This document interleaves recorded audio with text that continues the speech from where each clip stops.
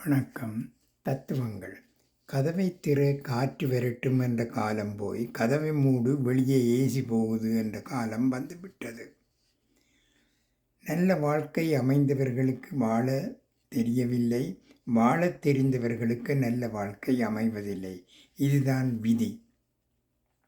உங்கள் மதிப்பை முடிவு செய்ய வேண்டியது நீங்கள் தானே தவிர உங்களைச் சுற்றி இருப்பவர் அல்ல. மாற்றம் ஒன்று மட்டுமே மாறாதது. ஒரு நாள் அனைத்து கஷ்டங்களும் நீங்கி நம் வாழ்க்கை அழகானதாக மாறும். தர்மம் செய்யாத பணக்காரன் நிம்மதியாகச் செத்ததும் இல்லை, அவன் சந்ததி அந்த செல்வத்தை அனுபவித்ததும் இல்லை. பலருக்கு சந்ததியே இல்லை.